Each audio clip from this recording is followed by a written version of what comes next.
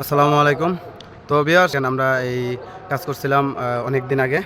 তো আজকে অনেক দিন পরে এই ছাদে উঠলাম। তো কাজটা কীরকম বা কী আসে বিষয় আমি এটা মনে হয় লাইভ করছিলাম, ভিডিওটা দিতে পারি নাই। তো যদি এই কাজটা কোনো ভুল টুটি হয়ে থাকে তাহলে অবশ্যই কমেন্ট বক্সে জানাবেন। শুরুতেই বললাম। তো দেখেন আমরা এই লাইনটা আপনার ছাদের যে 2 ইঞ্চি লাইন করছিলাম। তো ছাদ ওয়ারিংয়ের কাজটা আসলে মূলত গ্যাপ গ্যাপ পায়া হয়, 4 ফিট পরে হোক বাট আপনার 5 ফিট পরে হোক একটা করে পায়া হয়।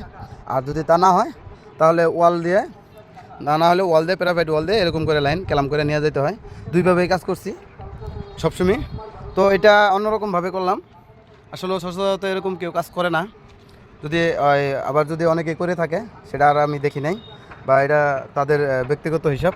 তো আমার মতামতে এই কাজটা যে এরকম করে করছি, তো কাজটা কীরকম হলো বা কী আসল বিষয় শুরু তো বলে আসছি, এখনও বলি, কমেন্ট বক্সে জানাবেন। তো আমি যে এই যে ঢালাইটা দিয়ে দিছি সাইড দিয়ে পাইপ সহ, যেরকম এরকম রোদের সময় অনেক রোদ, কিন্তু রোদের সময় কিন্তু পানিটা গরম হবে না।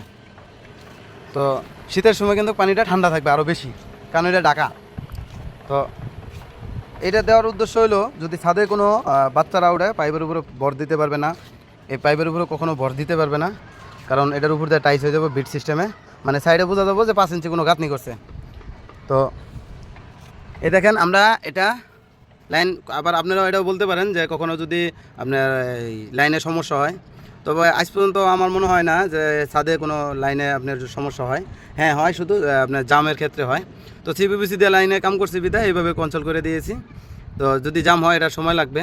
আর তখনকার ব্যবস্থা, কারণ এখানে সিমেন্ট কম দিয়ে আপনার মনে করলেন এই ডালাইটা দিয়েছি, সিমেন্ট কমাইয়া ডালাইটা দিয়েছি।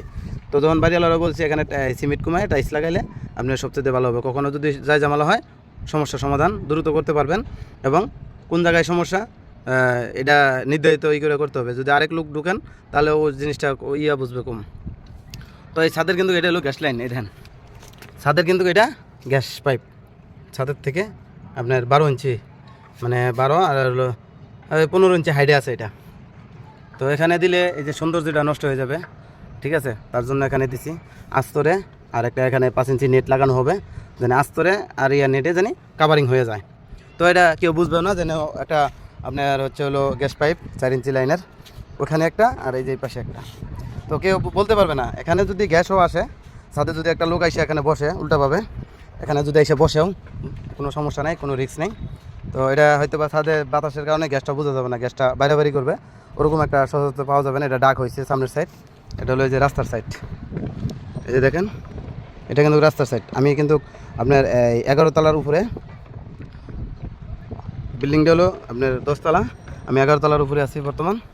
তো যাই হোক, আমরা এই লাইনটা কাজ করছি কিভাবে, তো আপনাদের মতামত, আর আপনাদের মতামত না পেলে আসলে কাজ বা ভিডিও করে মানে মনে আসে না, মানে আনন্দ আসে না। আপনাদেরকে শেয়ার করতে পারলে আমার মনে হয় যে আমার কাছে খুবই ভালো লাগে। শুধু অর্ধেক দেখাইলাম, এটা হলো বয়েট, এটা হলো বয়েট, এটা হলো বয়েট। তো এই বয়েটের এই লাইনটারে এই যে এদিক দিয়ে আইনা ঘুরে এই দিক দিয়ে ঢুকাইছি, যে বয়েটের ভীমের উপর দিয়ে, বয়েটের ভীমের উপর দিয়ে ঢুকাইছি, যে এই লাইনটা এদিক দিয়ে ঢুকাইয়া ঠিক ওই পাশেও একটা দেখাইলাম এই জিনিসটা, ঠিক ওই পাশেও একটা, এই পাশেও একটা। তো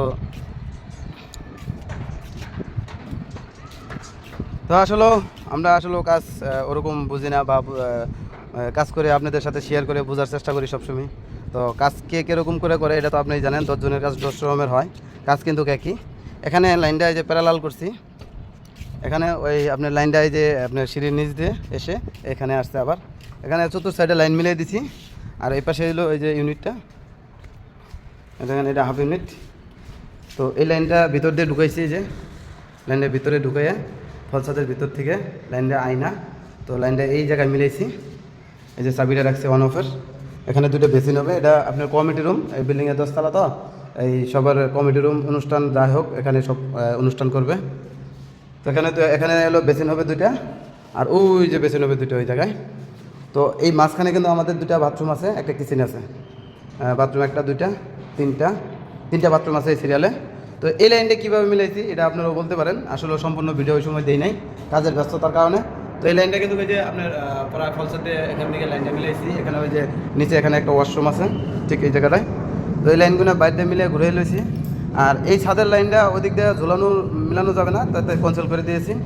ঠিক এই যে এখানে, ঠিক এখানে ক্যান্সেল করে দিয়ে প্যারালাল করে ওই লাইনটা ওই পাশে, ওই যে ছাদের ওই পাশে নিয়ে মিলিয়ে দিছি, জানি পানির কোনো সমস্যা না হয়। বিকল্প মনে করলেন পানির প্রেশার, কিন্তু এই বিল্ডিংয়ে প্রচুর প্রেশার। এখানে এই যে ওয়াশরুম কমিটি রুমের, তো ছাদের উপরে আসলে যদি যৌথ বিল্ডিং করে একটা কমিটি রুম হয়, তো এটা আমাদের কোনো এই কোনো অনুষ্ঠান বা কোনো কিছু বা অফিস হিসাবে ব্যবহার করতে পারে।